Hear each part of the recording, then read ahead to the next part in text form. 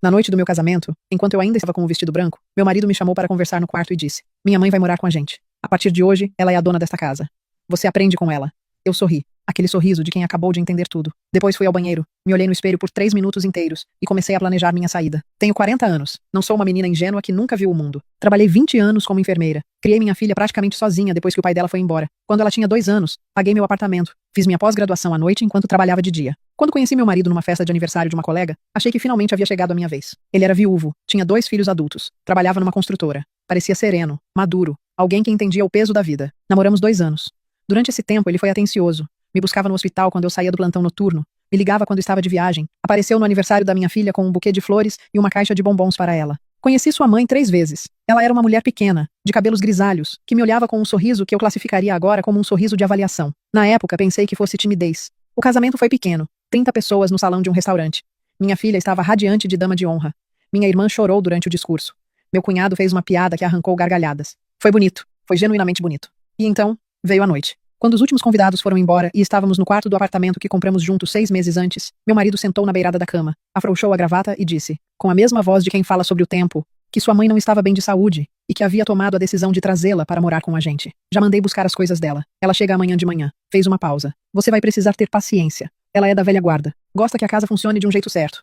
Mas você aprende rápido, eu sei. Fiquei em silêncio por um momento. Você não me consultou. Ela é minha mãe. E esta é nossa casa. Os 2. Ele franziu a testa, como se eu tivesse dito algo absurdo. Isso é uma questão de família, Ana. Não é para ser debatido. Não discuti. Fui ao banheiro, lavei o rosto, tirei o vestido, pendurei com cuidado no cabide. Me deitei. Fiquei de olhos abertos no escuro por um longo tempo. Naquela madrugada, enquanto ele dormia, fiz um inventário silencioso. O apartamento estava no nome dos 2. O dinheiro que eu tinha guardado ao longo de anos estava só no meu nome. Minha filha morava comigo. Meu emprego era meu. Minha história era minha. E aquele homem que roncava ao meu lado havia acabado de me avisar, na noite do nosso casamento, qual era o meu lugar naquela relação. De manhã cedo, antes que ele acordasse, levantei, fiz café, sentei à mesa da cozinha e liguei para minha irmã. Tá acontecendo alguma coisa? A voz dela estava rouca de sono. Preciso te contar uma coisa. Contei tudo. Ela ficou em silêncio por uns 10 segundos. Depois disse: Vou aí. Não precisa. Estou indo. Desliguei. Tomei o café devagar. Quando meu marido desceu, eu estava terminando a 2ª xícara. Ele me olhou com aquela expressão de quem espera um bom dia normal. Bom dia, eu disse. Bom dia. Ele pegou uma xícara. Minha mãe chega às 10. Tudo bem, eu disse. Eu não estarei aqui. Elle se verrou. Ok. Ontem você me disse que tomou uma decisão que muda completamente a nossa vida em comum, sem me consultar, na noite do nosso casamento. Eu olhei para ele com calma. Isso me disse tudo o que eu precisava saber sobre como você me enxerga nessa relação. Você está sendo dramática. Não estou sendo nada. Eu levantei, lavei a xícara, sequei com o pano de prato. Vou buscar algumas coisas minhas. Fica à vontade para receber sua mãe. Ana. Ele bateu a xícara na pia. Você está brincando? Não respondi. Subi para o quarto, peguei a mala que estava no armário, coloquei roupas para uma semana, meus documentos, meu notebook, os remédios que tomo todos os dias, a foto da minha filha que fica na minha mesinha. Desci com a mala. Meu marido estava parado no meio da sala com os braços cruzados. Se você sair por essa porta agora, não volta mais. Parei. Olhei para ele. Você falou isso esperando que eu ficasse? Ele não respondeu. Cuide bem da sua mãe, eu disse. E saí. Minha irmã chegou ao mesmo tempo que eu descia do prédio. Ela viu a mala, viu meu rosto, não disse nada. Me abraçou forte. Depois pegou a mala e colocou no porta-malas do carro dela. No caminho ela perguntou: Você tem certeza? E... Tenho. E a sua filha? Ela está no apartamento? Ela passou a noite na casa da amiga dela. Vou buscá-la, mais tarde, e explicar. Minha irmã bateu levemente no volante.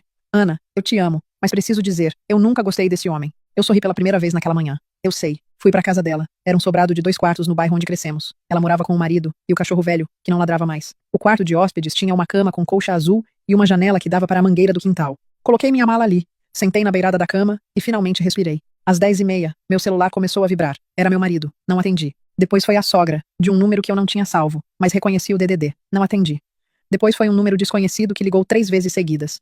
Bloqueei todos. Às 11, minha filha me ligou. Mãe, o Roberto me mandou mensagem dizendo que você saiu de casa e que está agindo de forma irracional. O que aconteceu? Respirei fundo. Eu vou te explicar direito pessoalmente. Você pode vir para casa da tia agora? Já estou indo. Quando ela chegou, senti o coração apertar. Ela tem 19 anos, os olhos da avó, e aquela expressão séria de quem quer entender antes de julgar. Sentei com ela na varanda da minha irmã e contei tudo. Ela ouviu sem me interromper. Quando terminei, ficou em silêncio, por um momento. Mãe, na noite do casamento? Na noite do casamento. Ela franziu a testa. E você ficou quieta? Fiquei quieta até poder pensar direito. Ela assentiu devagar. Não disse, você deveria ter ficado. Nem você foi corajosa. Disse, você precisa de uma advogada. E pegou o celular para começar a pesquisar. Às 3 da tarde, meu marido apareceu na casa da minha irmã. Bateu na porta como alguém que tem certeza de que vai ser atendido. Minha irmã abriu só a porta de grade. O tipo de porta que você abre quando quer conversar, mas não está convidando ninguém a entrar.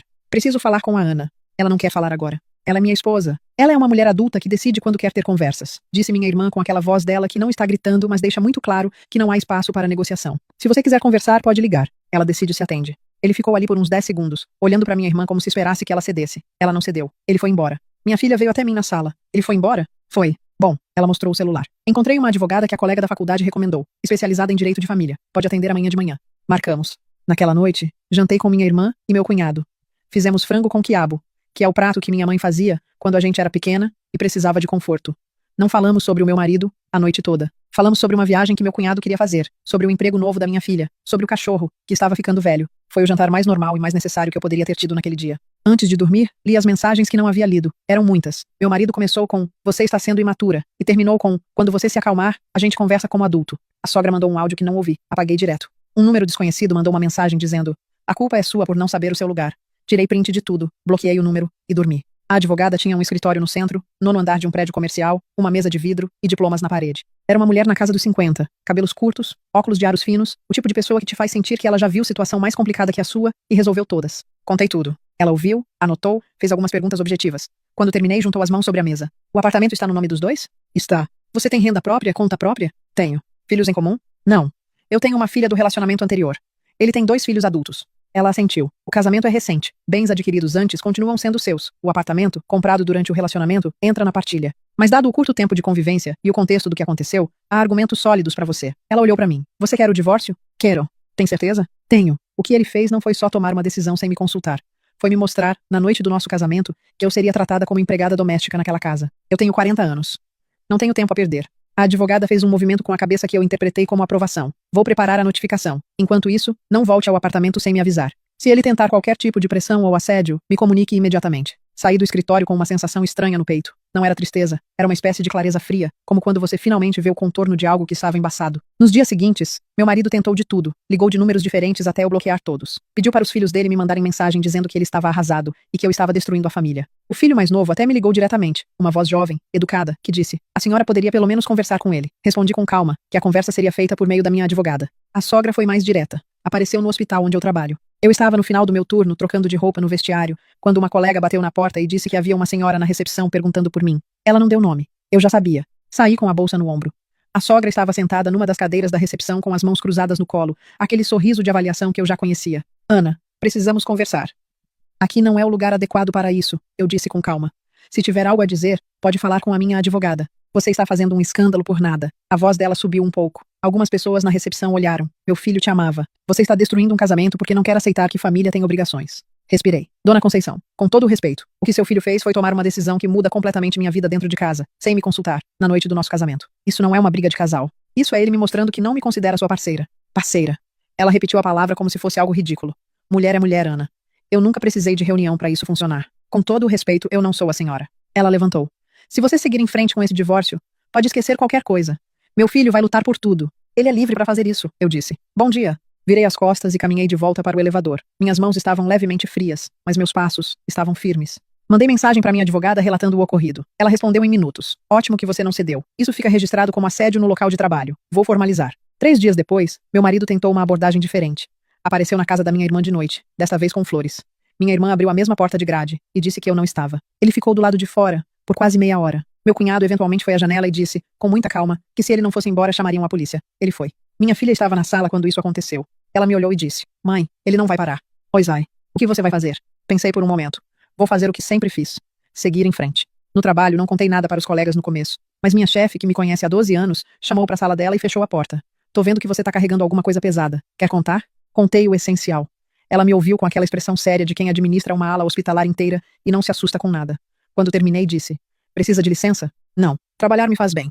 E, tudo bem, mas se precisar de algum ajuste no turno, me fala. Ela se levantou, deu um tapinha no meu ombro. Você é uma das melhores que eu tenho. Não deixa esses problemas de fora te consumirem aqui dentro. Voltei para meu posto com o peito um pouco mais leve. A virada aconteceu numa quinta-feira, 2 semanas depois do casamento. Meu marido postou numa página de bairro do Facebook uma história contando que havia se casado com uma mulher que abandonou o lar 2 dias depois, sem nenhuma explicação, e que estava sofrendo muito. O post era escrito com aquele tom de homem arrependido, que não sabe onde errou. Em 24 horas tinha mais de 300 comentários, a maioria de pessoas que não nos conheciam em absoluto, especulando que eu devia estar com outro, que mulher de 40 anos era difícil mesmo, que ele parecia um homem de bem. Minha filha me mostrou antes de qualquer coisa. Li devagar, 2 vezes. Depois fechei o celular e fiquei olhando para a mangueira do quintal por uns 5 minutos. Mãe, o que você vai fazer? Você tem a senha do meu Facebook? Ela abriu o computador. Escrevi com calma. Não usei tom dramático. Não chamei ele de nenhum nome. Escrevi exatamente o que havia acontecido, começando pela noite do casamento, a frase que ele disse, o tom que usou, o fato de que eu não fui consultada. Escrevi sobre a visita da sogra no meu local de trabalho. Escrevi que havia procurado uma advogada e que o processo de divórcio estava em andamento. No final escrevi: tenho 40 anos e trabalhei a vida inteira para construir algo meu. Não vou ser chamada de abandonada por exercer o direito de não aceitar ser tratada como alguém sem voz dentro da própria casa. Minha filha leu por cima do meu ombro. Posta. Postei. Em 3 horas, o post tinha mais engajamento que o dele. Os comentários eram diferentes. Mulheres que contavam histórias parecidas. Homens que diziam que o comportamento dele era inaceitável. Algumas pessoas pedindo para eu ter certeza antes de destruir um casamento. Respondi a essas com paciência. Tenho certeza desde a noite em que ele me disse isso. Meu marido ligou de um número novo. Atendi dessa vez. Você tirou aquele post agora. Não, Ana. Você está me destruindo. Ana. Você se destruiu sozinho, quando decidiu que sua mãe era dona da nossa casa sem me perguntar nada. Minha mãe é uma senhora de idade. Está doente. Eu sei cuidar de pessoas doentes. É minha profissão. Se você tivesse vindo até mim como parceiro e dito, minha mãe precisa de ajuda, o que a gente faz? Eu teria sentado contigo e conversado. Em vez disso, você me avisou, na noite do casamento. Como se eu fosse empregada que recebe instrução. Silêncio. Você não vai ganhar nada com isso, ele disse por fim. Não estou tentando ganhar nada. Estou tentando ser honesta. Ah. Desliguei. Bloqueei o número. Minha advogada me ligou no dia seguinte. Seu post gerou alguns desenvolvimentos. O lado dele aceitou sentar para uma conversa formal. Eles querem resolver isso sem mais exposição pública. Quando? Quando você estiver pronta. Pode marcar para a semana que vem. A reunião aconteceu numa tarde de segunda, numa sala de reuniões no escritório da minha advogada. Meu marido chegou com o advogado dele e o filho mais velho, que aparentemente veio como suporte moral. Eu cheguei com minha advogada, minha irmã e minha filha, que havia pedido com uma firmeza que eu não tive coragem de contestar para estar presente. Meu marido me olhou quando entrei. Estava abatido, mais magro do que eu lembrava, com uma expressão que eu não consegui classificar completamente. Raiva, talvez. Ou envergonhamento. Provavelmente os dois. Minha advogada abriu direto para os termos. Apartamento, partilha, sem filhos em comum, prazo de desocupação, divisão do que havia sido comprado durante o relacionamento. Ela falava com precisão, sem emoção, o tipo de pessoa que resolve as coisas como cirurgia. O advogado dele tentou complicar alguns pontos. Minha advogada desmontou cada argumento com referência legal específica, e com aquela paciência de quem já fez isso centenas de vezes. Em determinado momento, meu marido se inclinou para a frente e disse: Ana, a gente podia ter resolvido isso diferente. Olhei para ele. Concordo completamente. Você podia ter me consultado antes de tomar uma decisão que mudava nossa vida juntos. Era só isso. Minha mãe precisava. Eu sei que sua mãe precisava. Eu entendo isso. O que eu não aceito é a forma. Você me avisou. Não perguntou. E me disse que eu precisava aprender com ela o que era certo dentro da nossa casa. Respirei. Tenho 40 anos. Não aprendo mais a me comportar na minha própria casa. O filho mais velho olhou para o pai. O pai não disse mais nada. Fechamos os termos em menos de 2 horas. Apartamento vai para leilão e o valor é dividido igualmente. Cada um fica com o que é seu. Sem pensão, sem disputas adicionais. Minha advogada prepararia os documentos. Ele assinaria em até 10 dias. Quando levantei para sair, meu marido disse baixinho, sem olhar para ninguém específico. Eu não achei que você fosse embora de verdade. Parei, me virei. Eu sei, eu disse. Mas eu fui.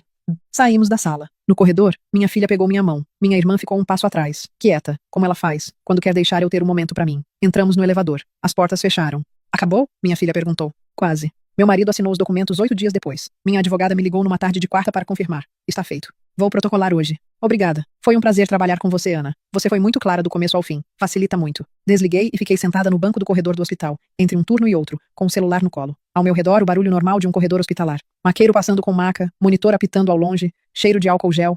O meu mundo, de sempre. Pensei que fosse sentir mais. Uma tristeza maior, um alívio explosivo, alguma coisa que correspondesse ao tamanho do que havia acontecido nas últimas semanas. Mas o que senti foi uma espécie de assentamento. Como quando você estava com febre há dias e ela finalmente cede, e o corpo volta a ser seu de novo. Levantei, colei luvas e voltei para o trabalho. Naquela semana, recebi uma mensagem de uma mulher que havia visto meu post no Facebook. Ela disse que estava num casamento há 7 anos, onde era tratada da mesma forma, e que minha história havia feito ela finalmente marcar uma consulta com uma advogada. Respondi com cuidado, sem dar conselho, só dizendo que ela sabia melhor do que ninguém o que era certo para ela, mas que uma consulta nunca fazia mal. Depois vieram mais mensagens. Não eram muitas, mas eram reais.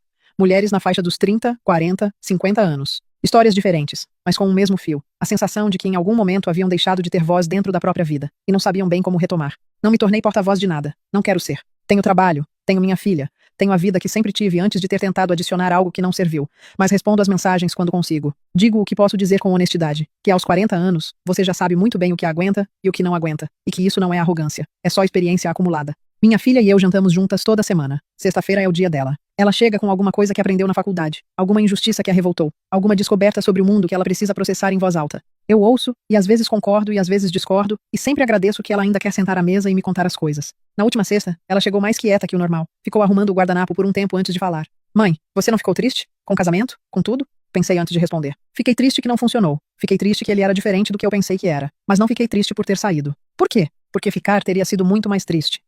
Ela assentiu, continuou arrumando o guardanapo. Você vai tentar de novo? Talvez. Se aparecer alguém que vale a pena. Serviu arroz para ela. Mas não é prioridade. O que é prioridade? Olhei para ela. Para os olhos da avó. Para a expressão séria de quem quer entender. Pensei nos anos de plantão noturno, nas contas pagas, no apartamento que escolhi sozinha, antes de tentar dividir com alguém que não merecia. Pensei na mangueira do quintal da minha irmã, no frango com quiabo, no post que escrevi com calma e postei sem hesitar. Você, eu disse. O trabalho. Dormir bem.